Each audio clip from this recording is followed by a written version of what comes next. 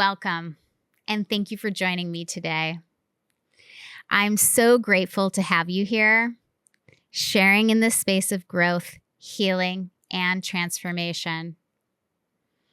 If you've already subscribed to Loving Everything, thank you for being a part of this beautiful community. Your support means so much, and together, we're creating a space where love in all its forms can be explored and embraced. As you listen to this episode, if it resonates with you, I invite you to like the video and share it with anyone who might benefit from the insights we're diving into today. These conversations are all about expanding our capacity to love ourselves, each other, and the world around us. And if you enjoy what you hear, don't forget to explore my other episodes where we journey into love's deepest, most unconditional forms. Each one is an invitation to reconnect with the parts of yourself that are waiting to be seen, healed, and loved. So thank you for being here. Let's begin. Hi, David. Hello. I'm so glad that you came and joined me. Thank you so much for making the time. I really appreciate it. Yeah, glad to be here. Yeah. And we can start with how we met, if you'd like. I was actually, I think I was in Hillsdale, which is here in Portland area. And I saw, I believe, your flyer in the window of the tea and the coffee shop that you and I ended up meeting at for the first time. But at the time, I was in conversation with a number of people in my life about Vipassana. And so I saw your offerings. I looked you up, and then I asked for us to meet. I think you remember that as well. We sat and talked for a while and had a conversation about Vipassana and whether or not I felt ready and or prepared for an undertaking of that. And for people who are not familiar with Vipassana, you probably are going to be able to describe it a lot better than I will, but it's a silent meditation, generally for at least 7 days, correct? Well, Vipassana refers more to just a meditation practice. So you could do Vipassana for 10 minutes at home, but oftentimes what people refer to when they say like they're going to do a Vipassana retreat, they mean these 10-day courses by this guy, S.N. Goenka, who it's very regimented and silent and body scans, but it's actually a very kind of broad thing. But that's, I think, what we were speaking about, those retreats. Yes. And that I was looking for somewhere to go, which you recommended Cloud Mountain. You got me introduced to a lot of awesome teachers like Kamala. So I was really appreciative for all of the things that you kind of led me to at that point in my life. I didn't end up doing the retreat because COVID happened, but I did have it planned. Yeah. And so either way, I've been following you all of these years through your really beautiful newsletter. When I spoke of you earlier, just for a short clip for Instagram, I really meant I feel like you're a incredible human being. And I know I don't know you super intimately, but I'm always very inspired by the information that you provide and the journeys that you experience and witness within yourself and with others. So I'm really excited about sharing how you've cultivated this, because it's been a journey. And for just to start, I mean, your journey has been incredible. You were struggling with ADHD. You had depression. Can you fill us in on approximately what time in your life, how old you were when this was happening? Was this early in your teenage years? Was this Yeah, I would say some of the backdrop of that. I mean, ADHD was since I was a little boy.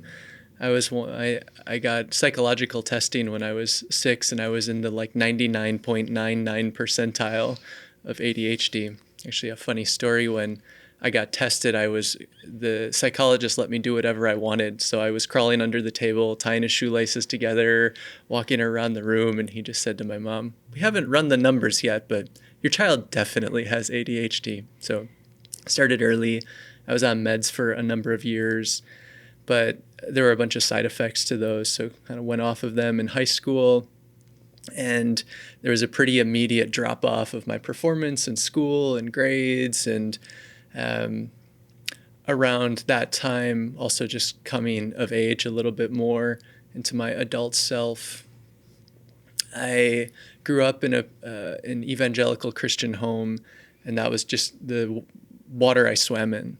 And was kind of dawning on me around 12 or 13. It didn't really do it for me. It didn't make sense to me. I didn't really agree with it, but had no real outlet for those consenting opinions or dissenting opinions. And so essentially what I see now, I was really quite depressed during those years, but didn't realize it. I spent most of my time just playing video games and watching TV and just doing the bare minimum to get by in school. And I was always pretty bright, so I didn't need to do a lot to like get passable grades. And then when I went to college, that transitioned to just a lot of drinking and partying, and but the form of essentially avoiding my life was pretty similar. But there was a sort of kind of strange facet to that. At that time in college, I started to really care about school and life. And so I would try really hard in school, but with the ADHD, I couldn't actually pay attention in a lecture. So I would sit and read every textbook cover to cover, but I would get distracted so much, it would take me a really long time. So I essentially didn't really have much free time because I would divide it between my studies and then partying. And that was kind of, I worked too, but that was really my life. And somewhere along there, I think when I was 19, I read a book from the Dalai Lama on the art of happiness, which was when I was starting to get interested. I'm like, well, I don't know, this life I'm living, I don't really know what's going on or what's wrong, but I'm just not actually that happy. And I think there's got to be something more. So I just went on to, at that time, Amazon, when it was still just a little book publisher. I just typed in happiness. And the first selection was from this guy, the Dalai Lama, who I'd never heard of. You'd never heard of the Dalai Lama? Never heard of the Dalai Lama. I grew up in a very sheltered Christian world where I was kind of right on the cusp. I'm 39 now, so the internet age was still not that big back then. Yeah. And so I'd never heard of him, but I liked the title, The Art of Happiness, and it was the number one option. So I was like, sure, we'll try that out. Okay. And that kind of I was still enmeshed in those habits for a number of years, but it just set the possibility of something different, which slowly I started reading more, learning more. I was working at a natural foods co-op, which a lot of information coming about diet and alternative lifestyles, and just slowly some changes really started to happen, and realizations about some of the habits that weren't serving me. And then that kind of set the stage to really work a bit more directly on those things like the shame and the ADHD, the depression, and so on. You just answered like my first 3 questions. That's awesome. It's like you read my mind. Okay, so what was the moment or realization that made you to decide to sell everything and fully commit to a spiritual path? Yeah. Well, so let's see. I graduated college when I think it was 22 or 23, kind of right around there. And that last year I had in college, I just had this sense that, as I was kind of sharing, my life wasn't working. And I think some of it was the social circles I ran in that weren't really serving me. The alcohol certainly wasn't serving me.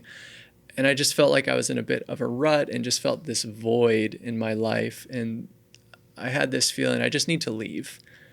I feel like I can't do it here. I'm too enmeshed in my habits and my patterns and my rhythms.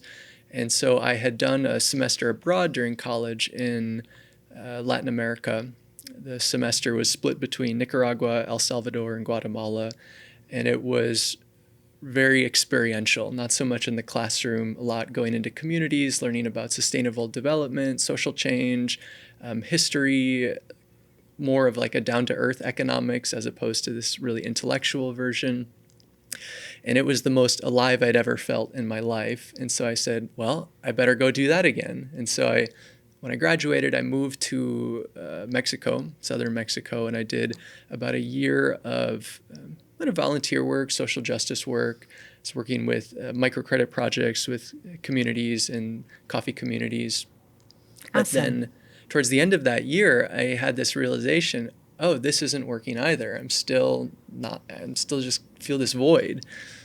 And it was I can't quite say it was a rock bottom moment because I wasn't super depressed or anything, like I wasn't falling apart, but it was just this sense, this isn't working. Yeah. Like, can check this off the list. Yeah. Like, finding some passionate outlet for work or service isn't the thing. And, I then was thinking about all of these books I'd read and some of the yoga and meditation practices I dabbled in over the years. And the next day I was in Oaxaca, a city in southern Mexico, and I saw this flyer on the wall for a month-long yoga intensive.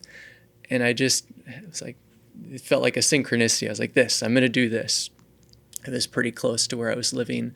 So I went and did that and just had a really profoundly opening experience, some real life-changing insights. And after that, really I see that there was a specific insight I had there, kind of the turning point of my life, where it was very clear the present moment is it. Like right here, this is it. All this stuff about past and future and identity and self and thoughts and emotions, they're all just fantasies. And there was something more wordless and more timeless that I knew existed in my own being. And so really since that moment, now about 15 years ago, all I've really been interested in is spiritual practice.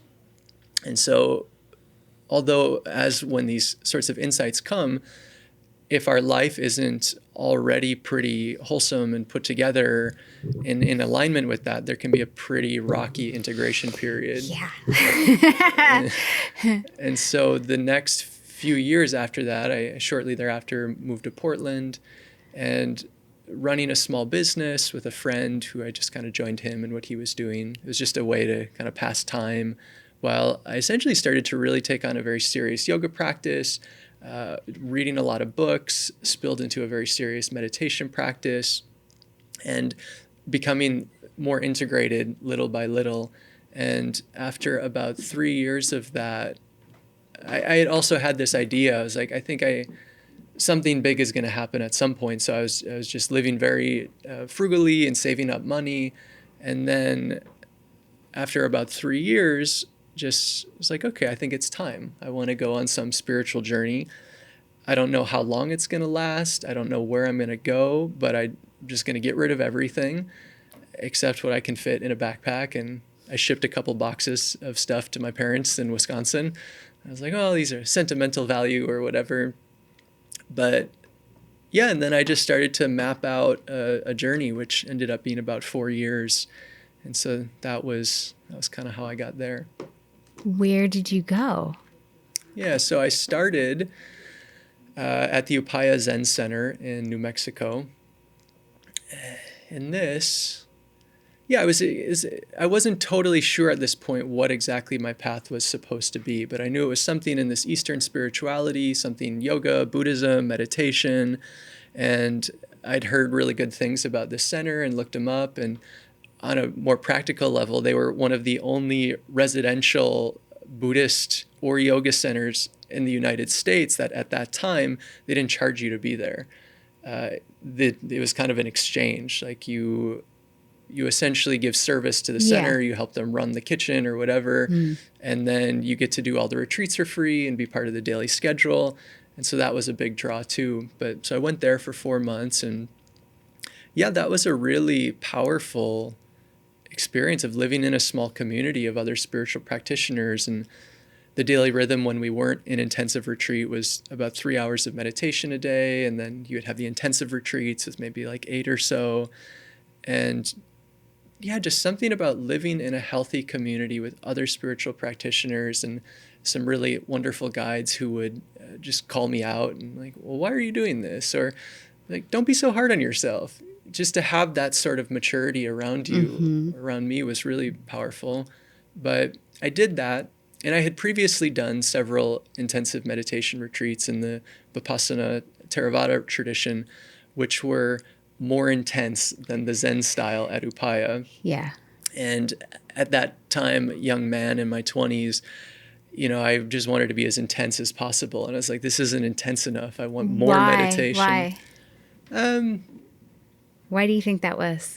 I think I had this idea at that time that meditation was the point of it all. So I want to go to the place I can just meditate all the time without being burdened by chores and duties and all these extraneous other things. I just want to meditate. And I really liked meditating too. So I was like, just want to do this. And I think there's too something about, on a more philosophical, ideological level, the level of the teachings, I just resonated a bit more with the Theravada Vipassana teachings. They're a little bit more down to earth and practical, whereas Zen can be a little bit more like poetry, kind of just designed to confuse you. And so, I just didn't quite connect as much with the actual teachings.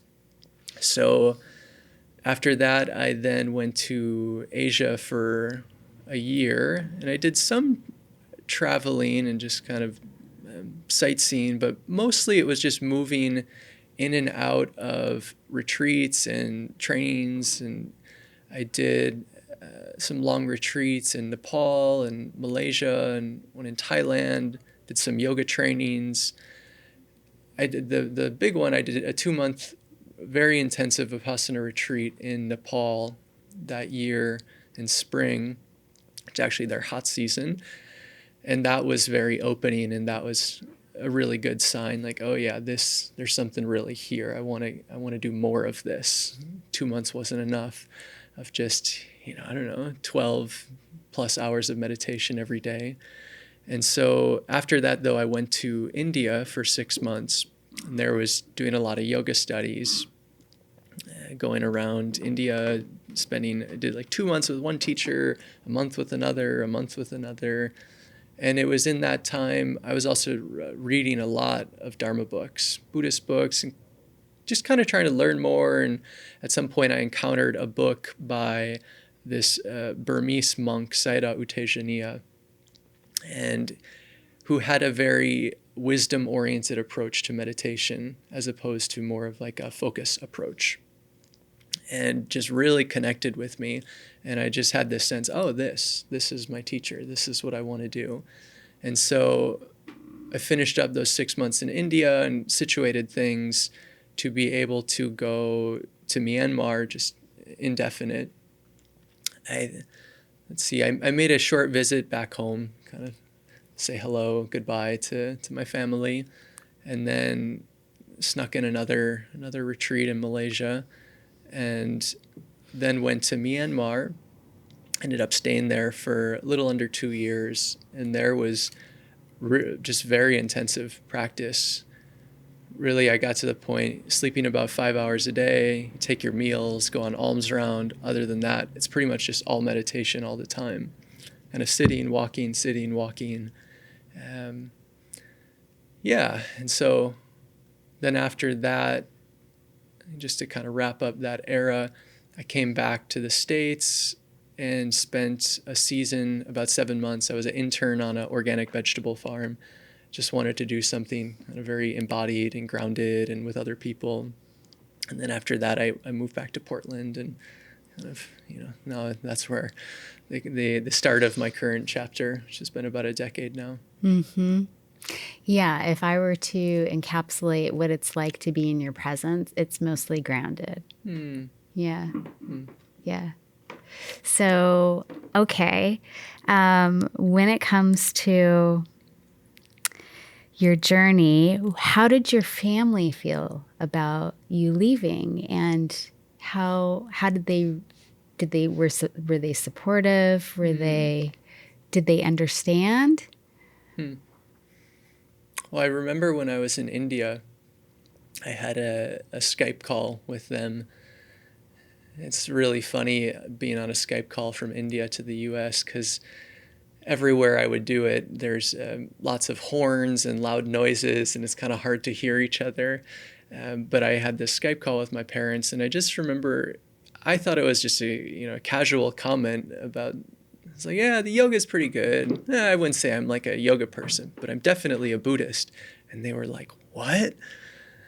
And I was kind of surprised. I was like, I did just live at a Buddhist center. I'm like, you see what I'm doing with my life. But it was, that was a moment it felt like a bomb dropped on them. And yeah, they have a very Christian orientation, and I think they thought I was just exploring, but I would come back at some point, and it started to really dawn on them that wasn't actually what was happening. And then when I wanted to be a monk, they were kind of, I would say, they were supportive but concerned and a little worried, and my mother was concerned she'd never see me again. Okay. I think they were concerned over the fate of my soul. Sure.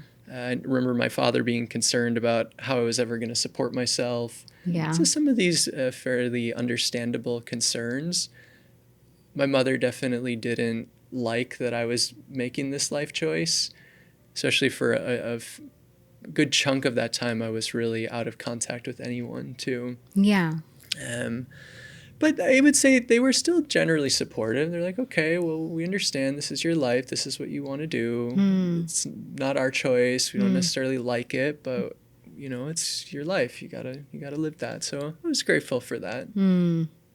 And how about now? Has that evolved? Has that relationship evolved as you've deepened your practice and certainly built your life in a different direction than maybe they had originally intended for you? Do they see how it has fed you in the ways that it needed to? Are they more accepting, I guess, at this point? Or do they have more awareness around that? Or Yeah, I would say at this point we have a pretty good relationship. I think they're still maybe concerned over the fate of my soul. Okay. It's just kind of hard to get past that in kind of the mainline evangelical approach. But I think they also see, I don't even think I know, it's had some pretty clear impact on my life and my ability to live in a kind way, ethical way, grounded way, a life of service and support. And so I think they really see that and respect that. And so I think there's just a mutual respect, and we've both, after some years of butting heads, mostly before I even went on that journey in my 20s, I think we've just kind of stopped doing that, realized we're not going to change each other, and can we find some of the overlap? Because they are very spiritual, loving people. Yeah. And so instead of focusing on, well, you think this and I think that, and here's where we disagree, the focus is a little more like, okay, where can we come together? And just kind of don't even really go there with the other stuff. Yeah. Great advice for the world that we live in currently. Yeah. You're a leader. You're ahead of your time. Okay, so after 21 months as a monk, what was the biggest internal shift that you experienced? I'm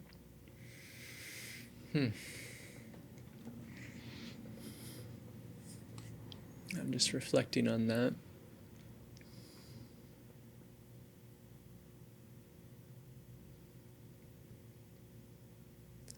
If I think about it now and I look back, there was this very, very deep sense of center that landed with me.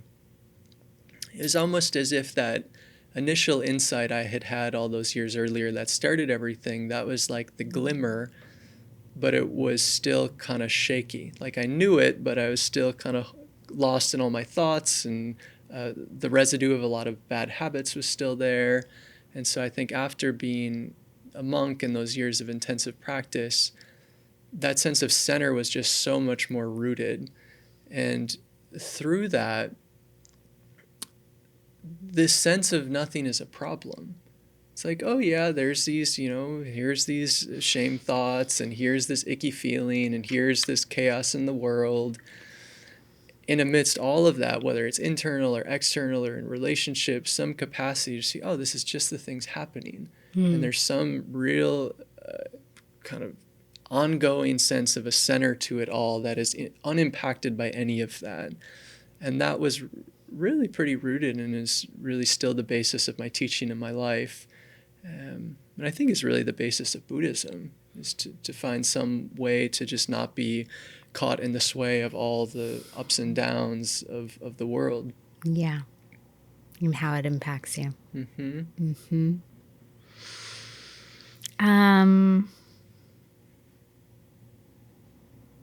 Let's see. I'm going to skip a couple of things. What do you love doing more than anything else?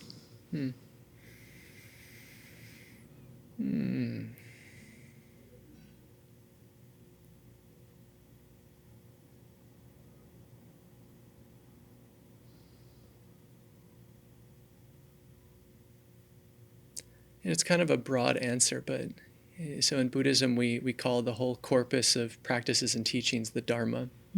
So I guess I would say just kind of practicing the Dharma, living the Dharma, sharing the Dharma, which is a little bit broader than just meditating. Something like, offering service, or being kind to someone I like, or being kind to someone I don't like. This real nudging of myself towards what's good and wholesome and beautiful and kind of uplifting. And yeah, sometimes that means just a lot of quiet. Like I just got back from a month-long kind of silent retreat, and how wonderful. I love going on those. But then I'm also married and I live in community, and how wonderful is it to connect with folks in that way. But I guess the center point of it, the thing that I love doing, is not just going through the motions of life, but is really endeavoring to see, how do I really bring myself in every moment in an intentional way. And I think then that naturally really spills over into my work as a teacher. Is on one hand, I love teaching because I'm just talking about and sharing, offering pointers on how to do what I think is the coolest thing. And that really can take a lot of different forms for different people, what they're interested in, where they're at. But something about this commitment and exploration of what is it to live well in a really deep way. I guess that's what I love more than anything. That's really beautiful. What makes you the happiest?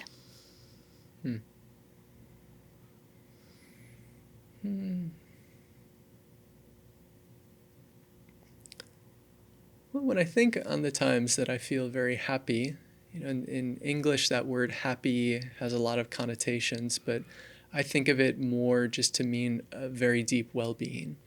Strip away the sense of it being elated or elevated or whatever, whether we call it contentment or fulfillment or peace or well-being or happy, just some state of goodness. What makes me, pushes me into the deepest state of goodness.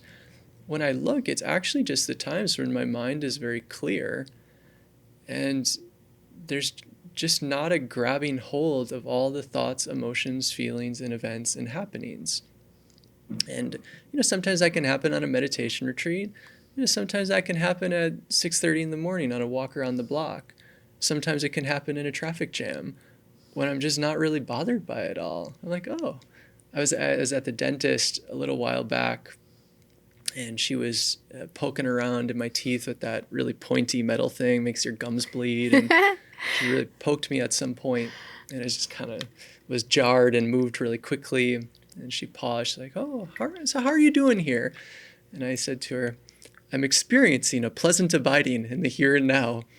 just a humorous phrase I like to use, but I meant it. It was like, well, yeah, I got a little pokey there, but my mind is clear. I'm not caught in the resistance or the disliking. It's just a physiological response. I got poked and my system jumped, but internally I feel very happy. I feel very at ease.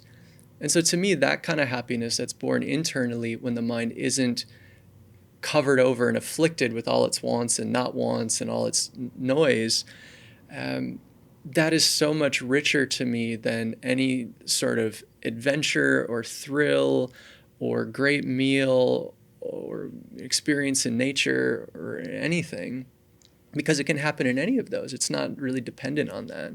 And I wouldn't say I live my life in this constant state of that, but I would say it's there more than it's not. It kind of comes and goes. And sometimes it feels like it's a little bit deeper than others. Like it's the momentum to it is stronger. The layers of grasping and resisting are subtler that are released. But so the degree to which I can really be like deeply contented and at peace with this moment, that to me is the kind of the happiest. Do you love going on silent retreat, and why? Yeah, I would say I do. I really like those. I've been at this point now definitely well over 3 years of my life on silent retreats. Why? Well, it's like I said, what I love most of all, practicing the Dharma. In daily life, there are a lot of things that occupy my attention that I have to do. I have to lead classes and prepare things and write emails and do my bookkeeping and mow the lawn, and some of these things don't really require a lot of bandwidth, and so it's more easy to be in a really intentional place. But some of these things take quite a lot of bandwidth, and it's harder to really kind of be mindful or practice. And so on silent retreats, you basically take all the distractions away, all the duties away, and your only job is just to study your own mind. And so it's just like the clearing away of distraction that I just think is so cool. It's like, oh, I just get to really study the mind and learn how to be in this moment and learn the ways I get in my own way. And I wouldn't say I'm really the most remarkable meditator out there. It's not like I go and have these bliss fests and I'm just like astral traveling and, for me it's a little bit more mundane, but what really is front and center, there's this learning aspect. Like, oh, I'm here to learn. I'm not here to get some special experience. Like, how does this mind work? How do I cause myself suffering? How do I let go? And so even when it's chaotic inside, it's like, okay, well, this is my practice. This is what's here now. Can we look at that? And I just think it's so interesting. And, personally, I find it kind of fun, too. So, and it's generally insightful, too. I come back and there's a lot I carry with me, the momentum into my life that enriches my daily life as well. So it's kind of a win-win on both of those levels. Do you set an intention when you show up? Do you have a plan?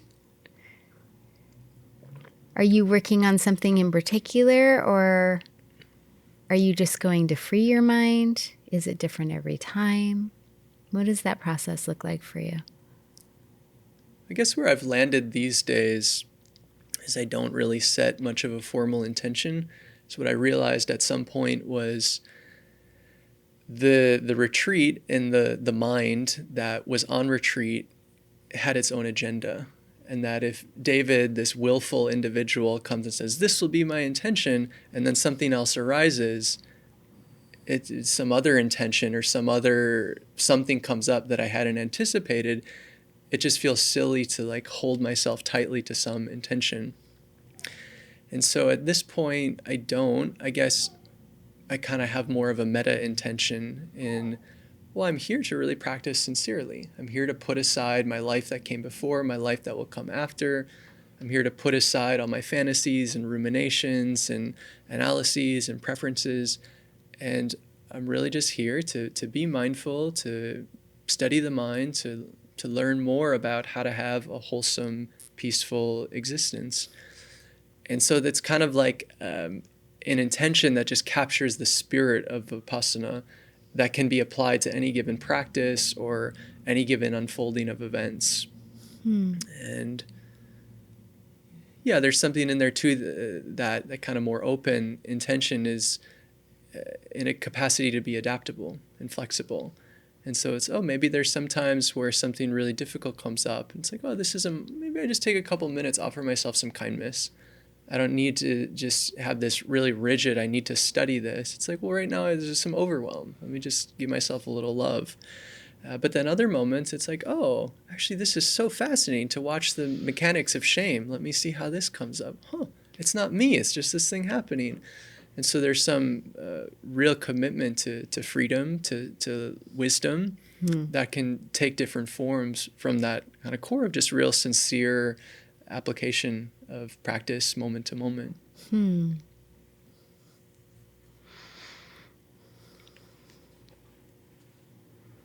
What did you love doing as a child? Let's see. I really liked sports as a kid. So I played a lot of sports. Baseball, basketball, football, soccer. I was outside a lot. I had a lot of energy as a kid, the ADHD thing. Also, as a kid, I really liked reading. I did a lot of reading as a kid. What did you like to read? Let's see. I remember one thing that's coming to mind, the Hardy Boys series. Yeah. It's like, I think, mystery novels. Yeah. I think I read like all of them, and there's, like over 100. Yeah. I might be making that up, but that's what my memory is telling me of childhood. They're the boy version of the Nancy Drew mysteries. Yeah, exactly. Yeah.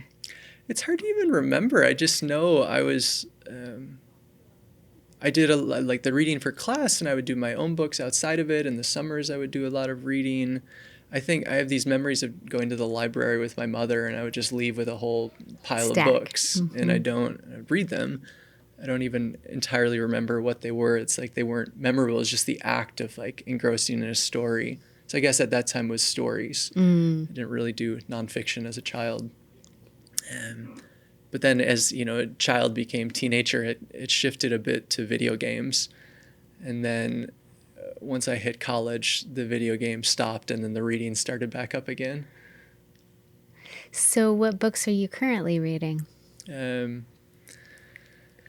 Mostly these days, it's a lot of nerdy Buddhist stuff. Is it? Usually. So like right now, I'm kind of reading 2 books.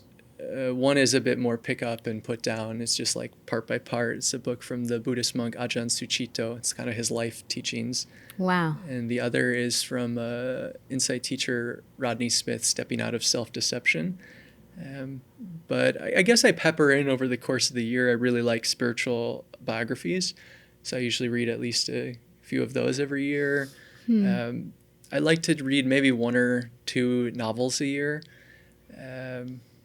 Just every so often I feel kind of called to just some story. But mostly it's a lot of just Theravada Buddhist jargon stuff that I still find really interesting. Do you think this is a past life thing for you? Actually when I was in Myanmar, shortly before my ordination as a monk, a woman came up to me from Vietnam, and she had this pretty wild story to tell me. I'll kind of save the details, but she said that she was my grandmother in a prior life, and my whole family from that prior life was there at the monastery at that time, and she didn't know why. But when she learned I was ordaining, she said, I think it's because we're all here to celebrate your evolution from your lifetime's evolution of becoming a monk now in this one.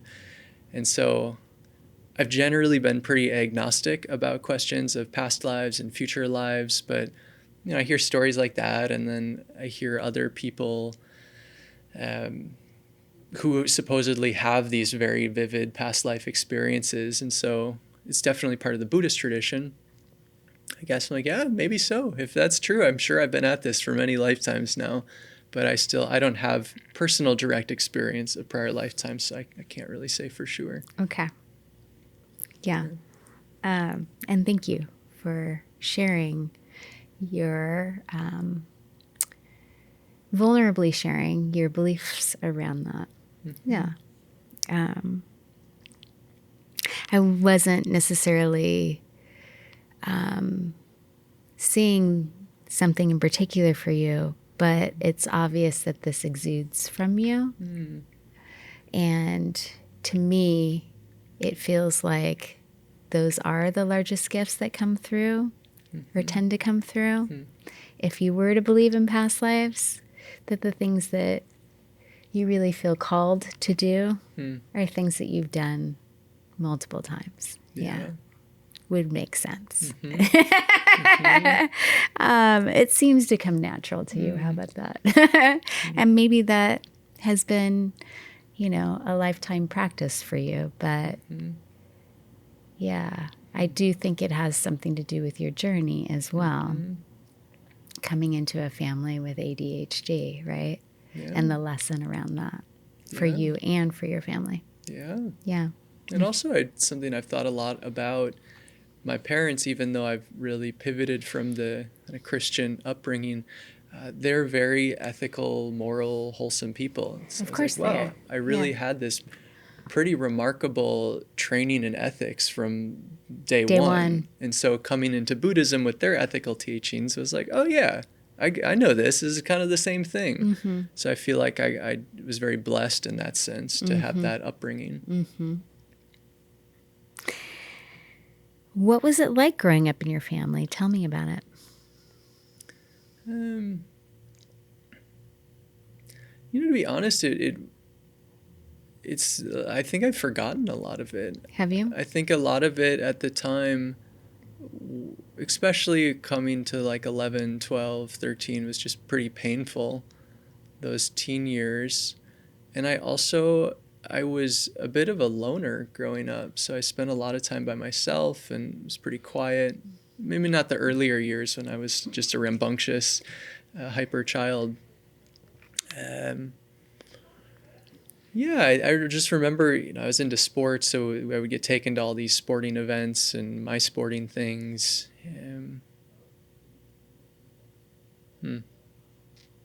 I had one younger brother, and I lament a bit now. We didn't really have much of a relationship growing up. He was 4 years younger than me. And when I was younger, I was, part of the drawback of ADHD mind is you get bored very easily. Yeah. So I was very bored playing with him. Yeah. Because he just, was 4 years younger. Yeah.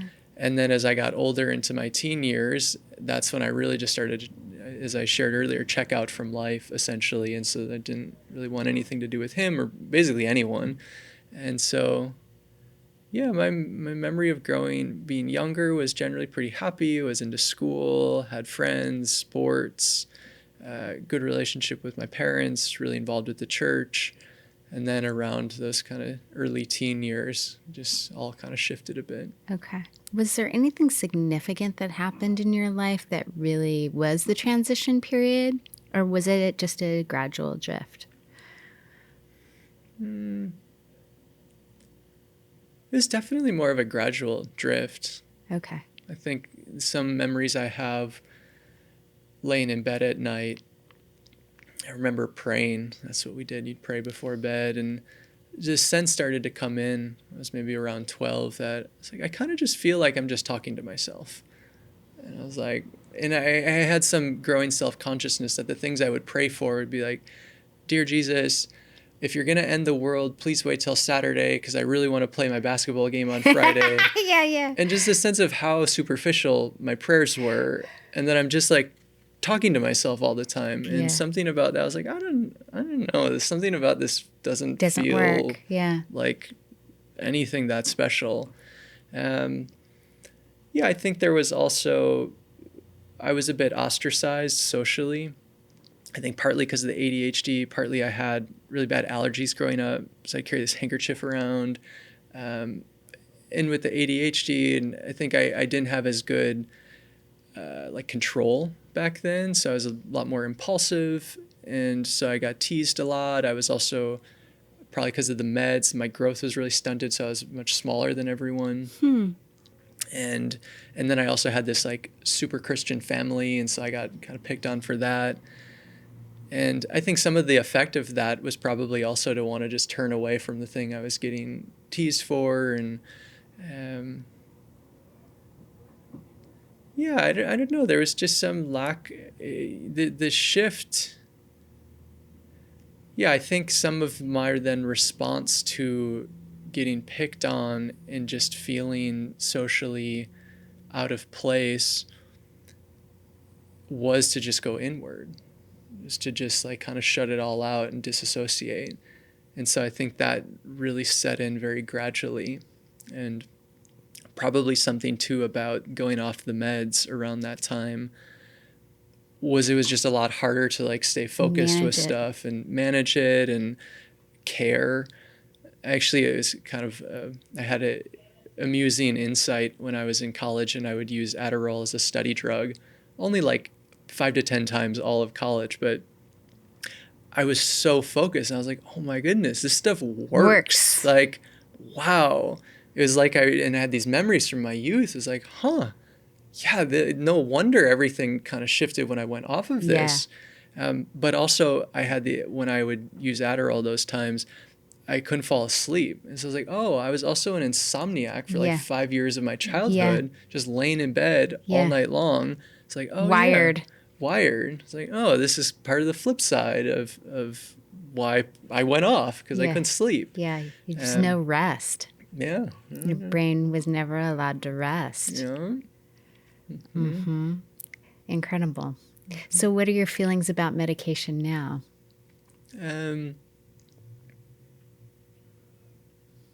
Yeah, on a broad level, I work with a lot of students, and various people are on various meds. Maybe on an even broader level than the broad level I was going to speak to, I think my general sensibility is, whenever possible, not be on pharmaceuticals and processed foods and all that kind of stuff. But I also recognize they really have their place to play. And so, if anyone's on them and they find them supportive, I'm like, yeah, great. If it's helpful, do it. But what I find a lot of people, they also start to get curious. I wonder what it would be like without this. And they experiment. And sometimes they're like, wow, I don't actually need it. And sometimes they're like, the meds are really helpful. I'm like, yeah, you should probably take them then. And so I guess to me, rather than seeing meds as this like easy solution to all of our problems, they're a tool among many tools. And so I just generally advocate people have a curious approach to it. And if it works, do it. But also maybe experiment things that have less side effects and see what that's like. Maybe that works, maybe it doesn't. So.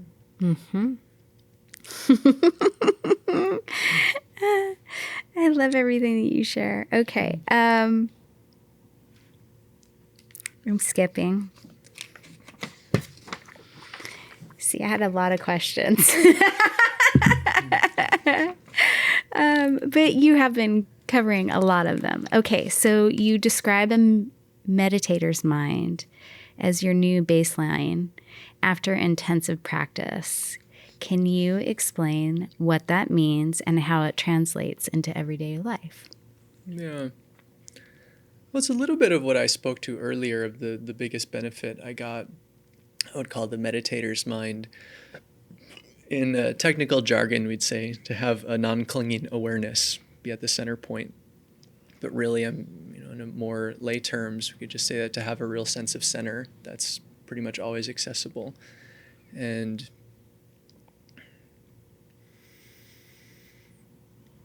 yeah, I guess what I would say though with that, to say it's always accessible is maybe different than always doing it. It's like the water right here in front of me is always accessible, but it's not as if I'm constantly drinking from the water. But at any given moment, I'm like, oh, I could just grab that. And so, people who are these great masters who are super highly enlightened, they kind of describe a reality where they're just that's always the center point. It never leaves. But for me, there's this sense, even when some difficult emotion comes or thoughts come up or I'm in some sticky situation, there's a part of me that maybe buys into it. And it's like, this is a problem and this is bad and I don't like this. But there's basically always some deeper recognition, even if it's not the loudest voice in the room, that says, it's just conditions. It doesn't actually matter. And so what I notice is that the more my practice has kind of ebbed and flowed over the years, the times I'm really kind of on fire with it and practicing a lot and there's a lot of momentum, it's like, oh no, I don't really leave that perspective so much. It's the loudest voice in the room just about all the time. And so the strength of that voice comes and goes, but the voice is always there. And yeah, again, it's a way, it's a real aid to just really be grounded and calm and pretty much anything, which it doesn't really, I guess the thing people always ask me is, well, does that mean you're just resigned and you're apathetic and you don't care? No. I guess I say to people, well, if you've experienced it, you would know it's an absurd question. Yeah. Because to be grounded, it's like if I spilled this water on the floor and I was all frantic and freaking out about it, like, what does that help? I can be really grounded and I can say, hey, Andre, do you have a towel? I kind of want to clean this water up. I made a mess. And so it's kind of like that with life. You can see things, oh, this is a problem, or this is something to attend to, and this isn't. And you can do that from a clearer place rather than just living your life frantically. And so that capacity is very much with me of just, okay, well, this is what's in front of us. What are we going to do without making a big deal out of it? I love that you share how you handle emotions. Yeah, I think that could be very useful to people listening or watching. Yeah, because it gives you more freedom. Yeah. Okay, so many people struggle with being present, especially in a world full of distractions. What advice do you have for cultivating mindfulness in daily life? When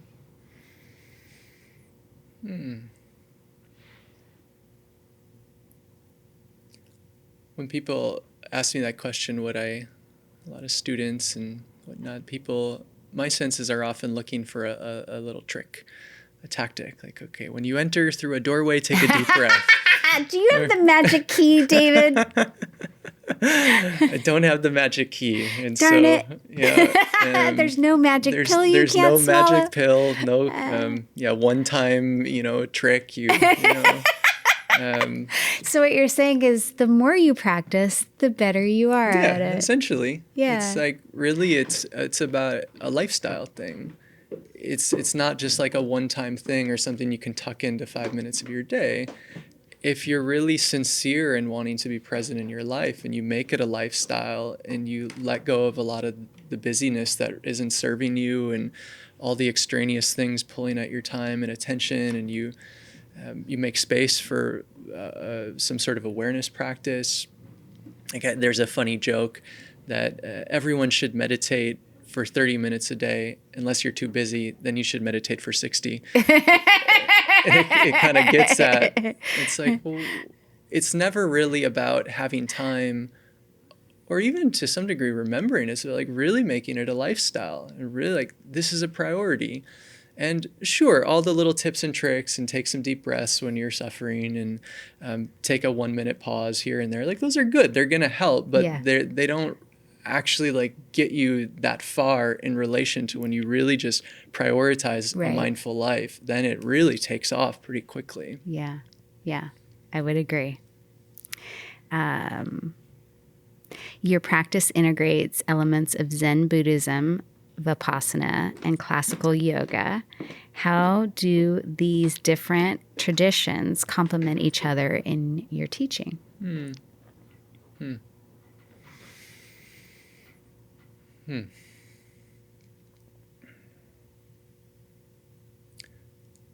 Well, I think a lot of it just comes down to the sensibility, where really, even in the Vipassana world, the Theravada Buddhist world, there are pretty different styles of practice and pretty different teachers. And so I would say I'm really rooted in my primary teacher, Sayadaw U Tejaniya. I sometimes, joke in my own head. Maybe it's not a joke, but muse. I'm like 60% Utejaniya, maybe another 20% smattering of other Theravada teachers, and then a little bit of Zen, a little bit of kind of Western psychology, a little bit of yoga, a little bit of non-dual Advaita stuff. That's right. Don't you have your MA in psychology? I did my bachelor's, and then I did 3 years of trainings and counseling programs. So I kind of, after my undergrad, where I did this degree in psychology, and I was like, I don't think I really actually understand anything about the mind. You sound like me after my classes. Yeah, it was like, this is a waste of, I mean, it was cool on some level, but I was like, I actually want to learn something. And so I thought about grad school, but I was like, I talked to people who did it, and they're like, just do these other trainings, these programs. This is where you'll really learn the skills. So I did like the 2-year Hakomi program, and I looked into Hakomi. Oh, nice. Myself. Yeah, I really enjoyed that. So didn't do the MA, but did quite a lot of training in psychology and counseling, and and so I guess all of those, they just inform the sensibility. And so it's almost tough to say, like, how do they weave in, as there's little bits and pieces that I just picked up from different teachers in the Zen tradition and the yoga tradition, the non-dual, the psychology stuff. And I guess there's this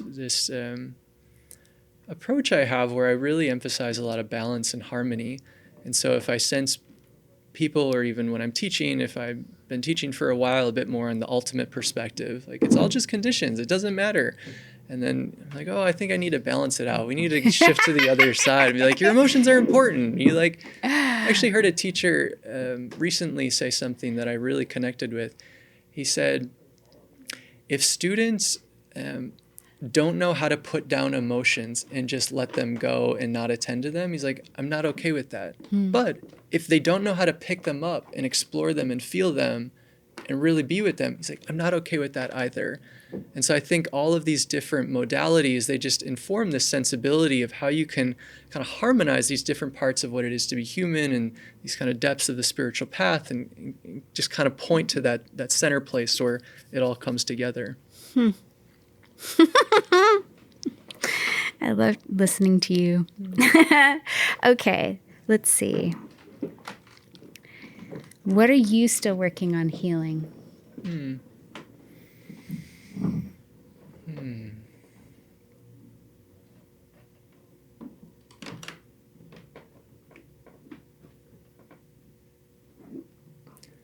I guess on some level I would say a lot of the emotional stuff, it's not like it ever really goes away per se.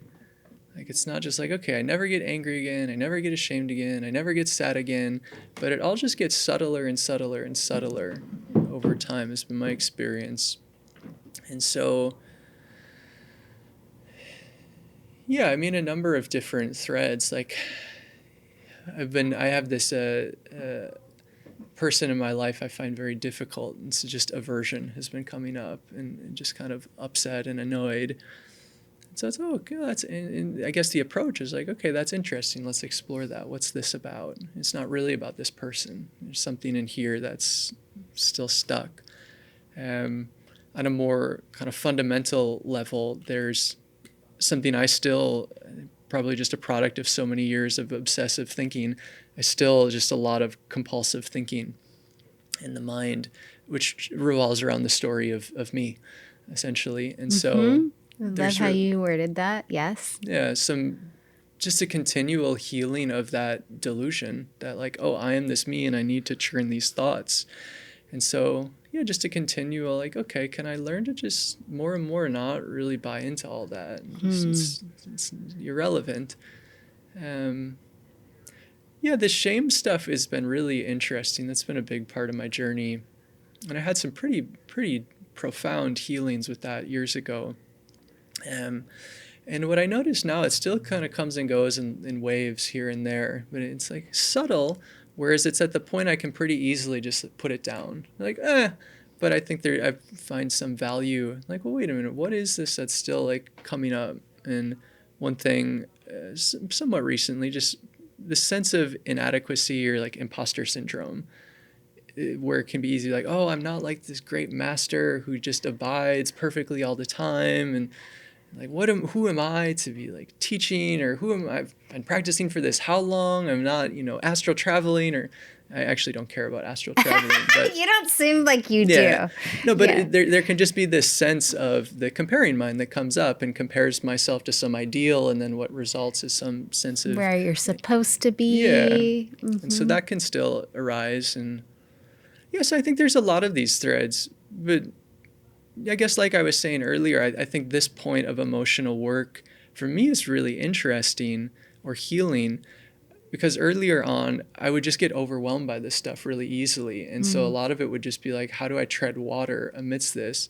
And it feels like I'm basically past, and who knows, it could come back, but it's been a long time since I felt like I needed to tread water. And so this stuff comes up, but there's enough resource and enough center to like, oh, this is here, okay. And I can just meet it and kind of work with it and explore it. And when appropriate, just put it down. But so yeah, there's still plenty to heal in there, but it's a very fun part of the healing journey. I love your honesty. And the fact that you give yourself time to answer, and that you're just very gentle. You're very gentle and loving with yourself. So it's really wonderful to watch you speak, and then how you thoughtfully answer things. Thank you. You're welcome. You've written about the pain in your heart when witnessing suffering in the world, whether personal, political, or global. How can we work with this pain without becoming overwhelmed or numb? Yeah.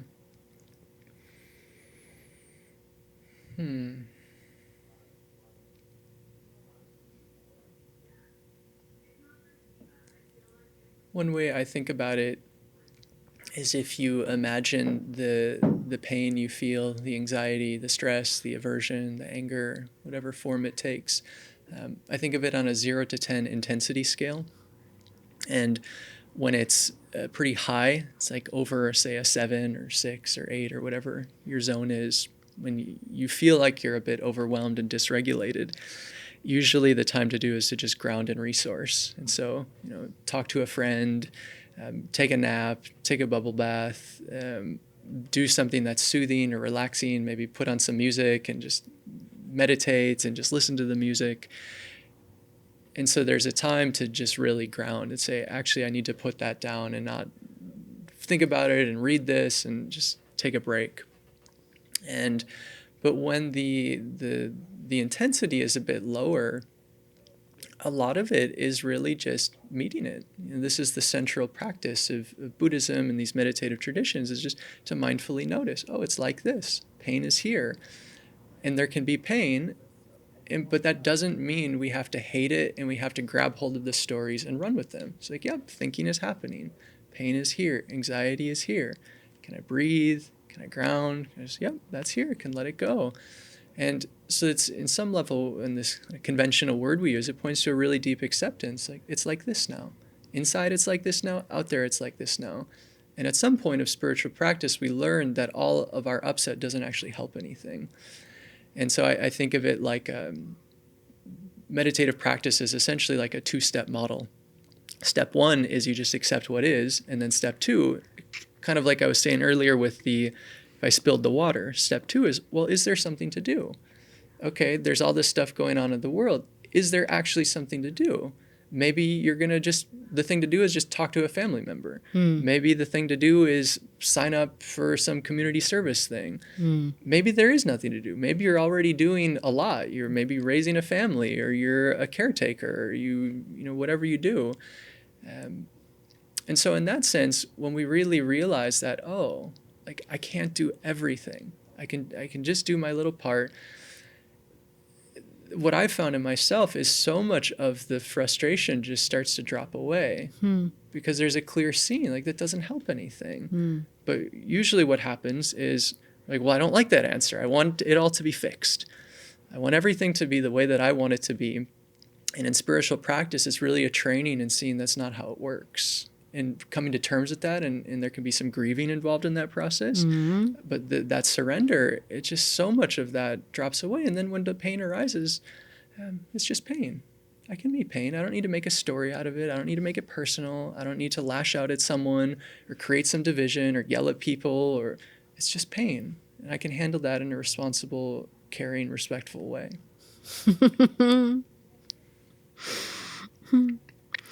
You mentioned titration as a skill for processing difficult emotions. Can you explain how it works and why it's important, especially for those with trauma? Yeah. I guess to some degree we could point to what I just said with the 0 to 10 scale.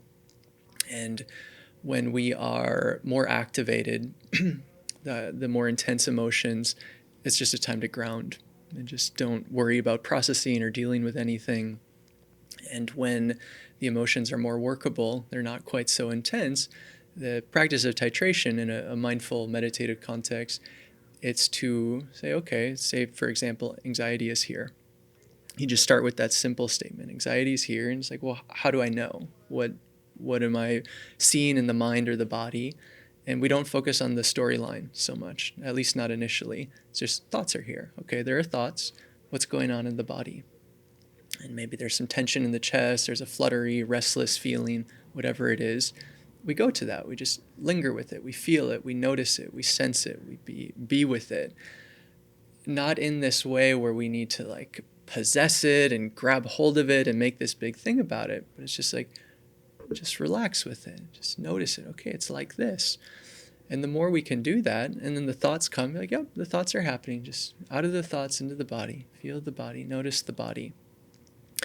So much of our healing comes just through that simple practice. And then the titration is when the intensity starts to balloon up or the thoughts get really loud and overpowering. Yeah. It's like, okay, ground. This isn't the time to do that anymore. Or say something's been triggered and some trauma response comes up. It's like, okay, this isn't the time to feel it anymore. Pivot to something safe. So, some people, they feel their feet. They look at a plant. They hear the sounds. Just kind of open the senses.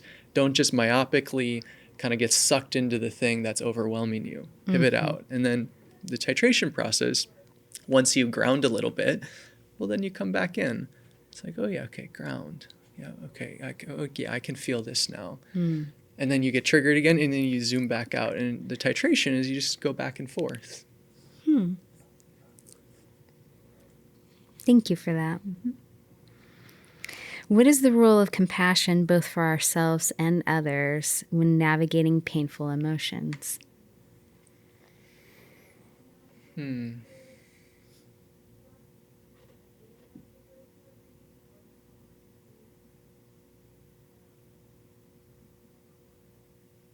It's said that compassion or love or these heart qualities, they're like aloe vera on a burn. And so if you rub aloe vera, say you got a 2nd-degree burn on your arm, you rub aloe vera on it, it soothes it. It doesn't make the pain go away, but it soothes it. It feels a little bit more cool, a little bit more easeful. And so it's said with difficult emotions, it's kind of, compassion is like aloe vera. It's like it just soothes it. It makes it a little bit more bearable. It tenderizes it. And in Buddhism, they say that like 2 wings of a bird, we need both compassion and wisdom. And wisdom is the look at, well, what's this suffering about? Is there some way I can release it? And compassion is, can I bring some of that soothing energy to this? And there are times when ourself or another person has a lot of suffering, when it seems like the soothing is the most important response. It's like, let's really lead with compassion. And there are times when the suffering doesn't feel quite so overwhelming or quite so sticky, where the wisdom is more the appropriate response. And really what I find, the more our practice goes on, they start to get fused together a bit more. There isn't such a big distinction. It's like, oh yeah, I kind of lean a little this way or a little that way, or maybe they're both here. Maybe it's just that the environment of the mind is a kind, compassionate place.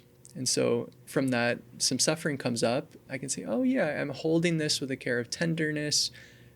And in that, I can see, and this is just pain. Like, it's not mine, it's not personal, it's just pain, which is the wisdom perspective.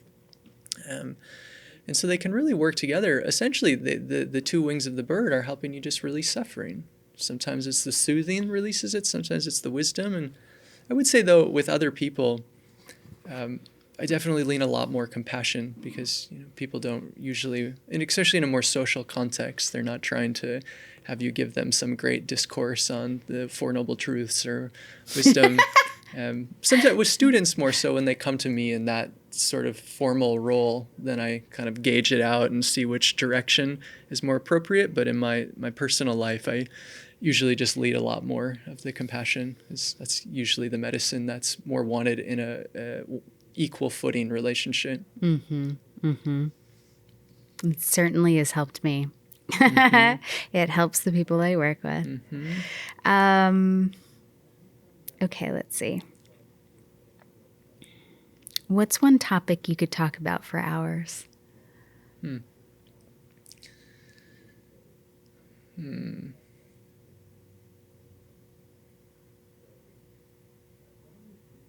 Well, it's kind of cheating in a way, but the Noble Eightfold Path. It's kind of like the teaching of Buddhism that encompasses all of the teachings. So it's by design. It's like, we're just going to have this kind of mega list that all of the teachings fit into this mega list. And so I think of my own practice and teaching more and more as just, I'm just practicing the Eightfold Path. This is what I share with people. This is what I practice. I didn't make this up. This is front and center in the Buddha's first teaching. He's like, I've discovered this Noble Eightfold Path that leads you to the end of suffering, to well-being, to freedom. And so, it's a great teaching. Could definitely go on about that for some while. Is that kind of the foundation of what you teach generally? Yeah, definitely. Yeah. You live family style in Portland with your wife, you mentioned, and her sister and a dear friend, and your dogs. Mm-hmm. How does your community and relationship factor into your path? Let's see. Well, I think in my early 30s, when I moved back to Portland, I was really interested in living more of a community-oriented life. And I think this came a product of what I described with my teen years and into college. And my 20s, I was very solitary. I had friends and whatnot, but I definitely was much more internal, introverted. And then the 4-year spiritual journey I did was also quite introverted. You're meditating mostly. And so coming back to Portland, and that year I spent on that farm, really just had this sense, I think it's important for me as someone who is inclined towards introversion to just live with other people and more steep myself in communities. And so this has been, for the past decade, something I've really been cultivating and steeping in. And on a lot of levels, I think living with people, you brush up against each other sometimes. And so rather than seeing life as, I want to get my way all the time, can I learn how to live in harmony with people who don't have the same ideas I do? I think it's really beautiful practice. But then there's also just a sweetness to it. It's like, you kind of connect and you come together and you see each other in these not formalized moments. It's just like over breakfast, or you catch each other in the living room for a few minutes.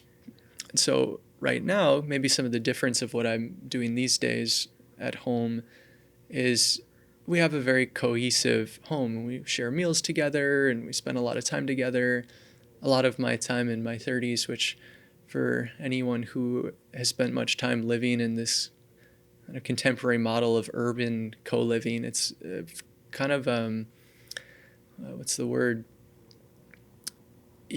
It's not so cohesive. Like my experience was I'd have these roommates and maybe we'd catch each other here and there, but we were kind of all doing our own thing and we'd catch each other by happenstance.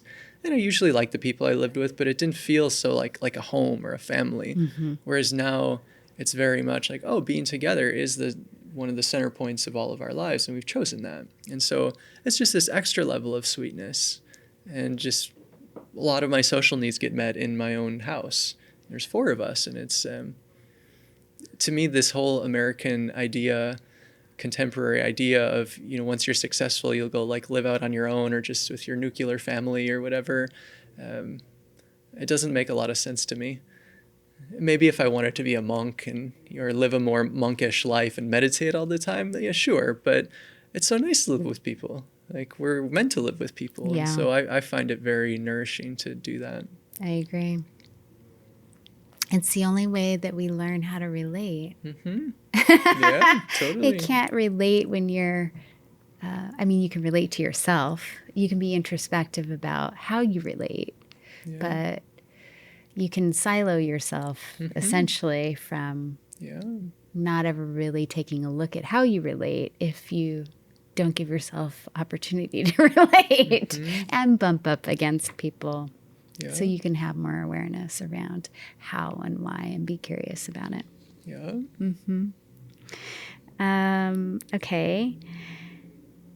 You committed to a vegan lifestyle, ethical consumption, and mindful living. How do these choices align with your spiritual practice?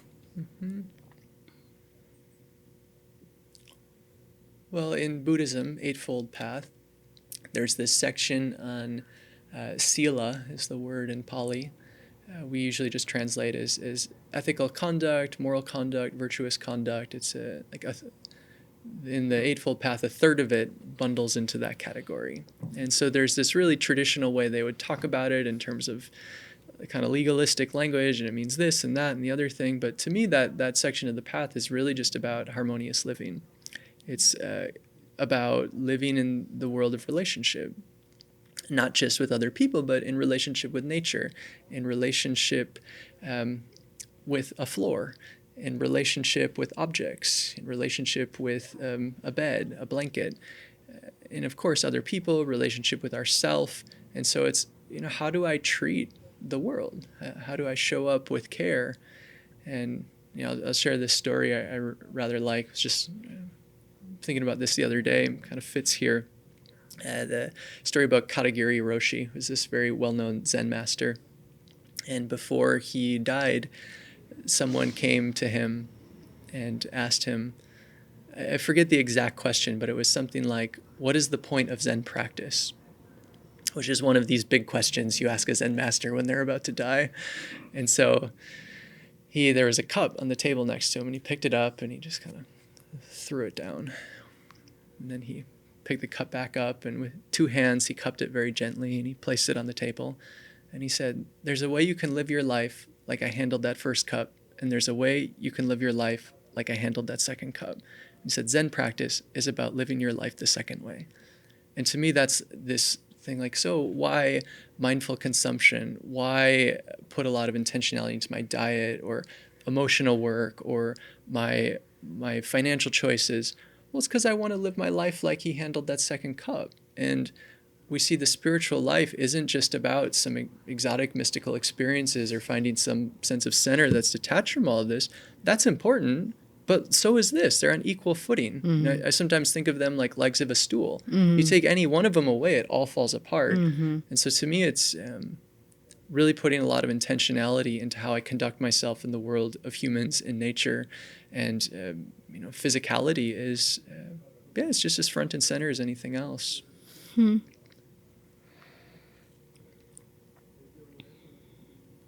Let's see. How do you feel we can incorporate more love for ourselves and for the world around us?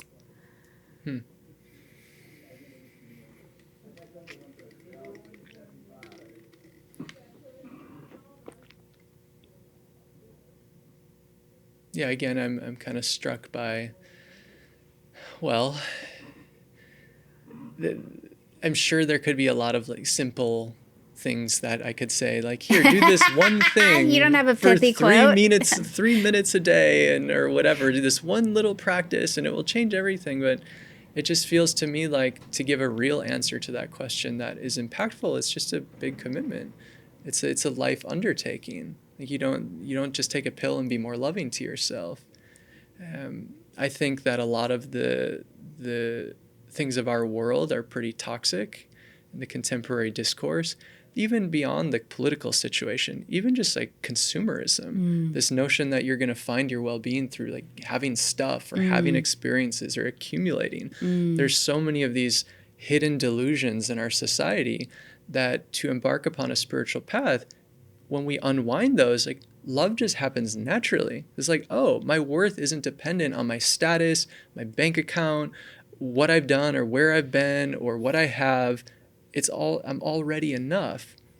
And so, something even as simple like if you meditate for 10 minutes a day, something that simple, we're starting to rewire your mind a little bit to see, oh, I can actually be already enough just sitting here. And so if I'm already enough just sitting here, I guess that means all that stuff my society is telling me is just a bunch of lies. And so there's some real unraveling that has to happen of our ideas about what love actually means, and that I just love this phrase I sit with a lot, already enough. To really take in already enough. You're not doing a loving kindness meditation or a mindfulness meditation to get to be loving. It's to like unravel the baggage of it to see already enough. And so, like I said, though, it takes commitment. Like you're not just going to stumble your way into that with like one meditation or one book or whatever, because the wiring and the conditioning and the programming is quite deep. And so it takes time and it takes commitment, but it's absolutely possible. Yeah, I agree. I tell people, did you learn how to ride a bicycle in a day? Totally. Yeah, you probably skinned your knees and cried and maybe even ran into a tree. And you probably didn't get it right on the first day. So you've had 40 years to practice it this particular direction. Maybe give yourself more than a couple of days the other direction. Totally. What is the most unexpected lesson you've learned on your journey?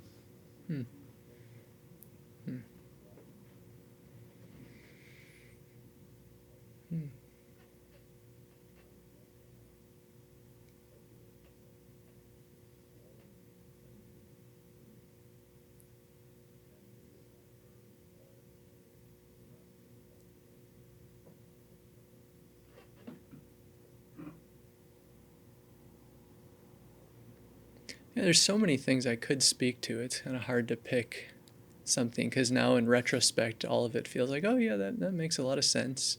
I remember like something when I was 19 and I started reading these spiritual books. One of the first ones I read, they said something like, "You are not your mind," or "You are not your thoughts." And I remember upon first reading it, I thought it was ridiculous. It's like, of course I'm my thoughts. But then at some point, I deepened my meditative practice and I realized it's true. I have some pretty deep insights, and that was very unexpected. Here's one that's maybe this is a good answer. I was so allergic to religion and ritual and anything devotional when I started to come out of Christianity. And for a lot of years, what I was drawn to in Buddhism was... Well, I was drawn specifically to teachers that didn't really do that sort of stuff. It was just a bit more wisdom, meditation. Maybe it was there, but it was like, oh yeah, that's just a kind of side thing. And I still think my orientation, and I think why feedback I get from people a lot about teaching is they like that I don't do a lot of that stuff. And I think that's just what's resonated with me over a lot of my life. But when I go to monasteries now or just engage with my own Buddhist practice, I actually find all of those aspects really heartwarming now, and I find them kind of sweet. I relate to them a little bit like poetry. It's like, oh, this is kind of fun. We're doing this chanting thing and the bowing and the ritual, and there's this devotional thing, and that really surprised me because when I was younger, I was like, ugh, get me away from any of that. No, I just find it kind of sweet, and it has this uplifting quality. So I guess I would say that. Okay. If someone is just beginning their path of self-discovery in mindfulness, where would you recommend they start?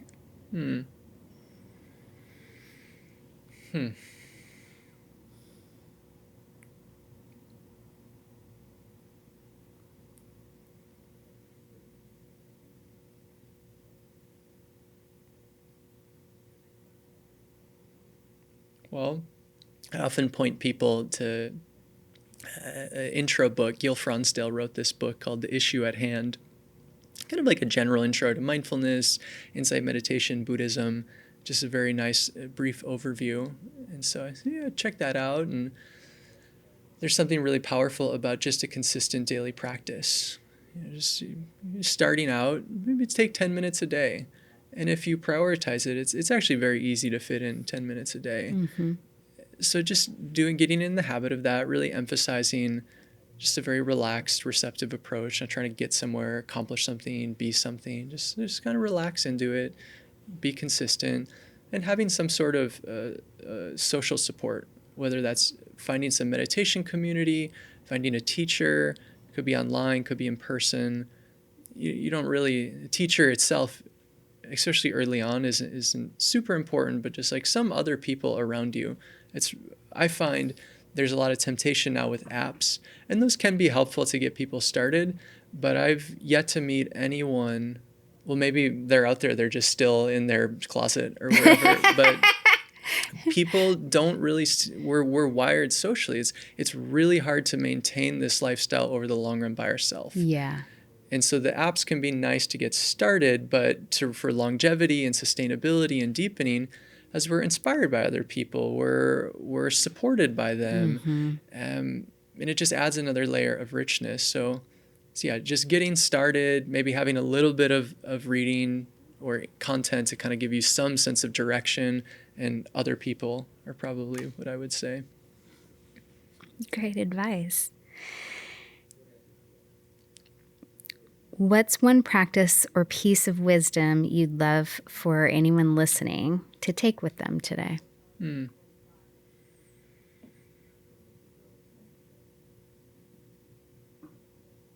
Well, one of the teachings that really early on was very prominent in some of my big openings that I still feel like is prominent is seeing that there's this difference between something like I am anxious and anxiety is happening. Or, I am sad or sadness is happening, or my shoulder hurts versus pain is happening. And this is way beyond just like a little linguistic trick. It's something that when you have some experience of mindfulness or awareness, you can really see, oh, this is just sensation in the shoulder. And the impact of not taking it personally, not taking ownership, is you see you don't have to react the way you always have. You can respond, say, oh, this is painful, but this doesn't mean I need to be mean to my sister. I can say, oh, there's some anxiety here, or there's some anger here. That doesn't mean I need to go yell at this person. This doesn't mean I need to go have a couple shots of whiskey. It's just a feeling. And so really taking in deeply, I often tell people, just whatever's happening, just even say to yourself, this is happening. Sounds are happening. Pain is happening. Shame is happening. It's just a thing happening. It's not you. It's not personal. You can pair with that some deep breaths or whatever helps. But the more you internalize that message, which isn't, it's something I think is accessible for beginners, but is also something people who are very advanced are still practicing. It's really the center of this. Like, it's just a thing happening. Like, how you respond is, you can choose how you respond if you can start from the place of seeing it's not about you, it's just a thing happening. Why do you think it's challenging for most people to acknowledge their feelings?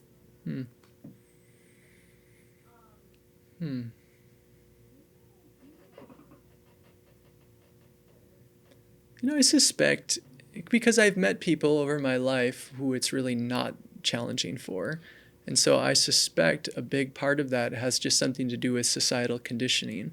And that, like, I never really got any education growing up on how to be with emotions. I didn't really get educated on what they are, on how to feel them, how to work with them. There were certain emotions that subliminally were kind of okay to feel and certain ones that weren't okay to feel. As a boy in the United States growing up in the 80s, 90s, crying was not okay. Yeah. And so I think a lot of our emotional ineptitude culturally comes from the total lack of not just education, but like okayness with it. Yeah. I suspect there are a lot of other reasons too. It can be painful to be with painful feelings, and it's easier to just find some quick fix than it is to go through the long, messy process of dealing with them. Mm-hmm. But yeah, so a lot of factors, but I think that just the education and the normalization of them is probably the deepest one.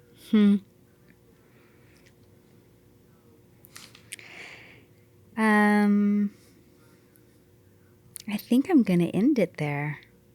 We answered everything that I had. Wonderful.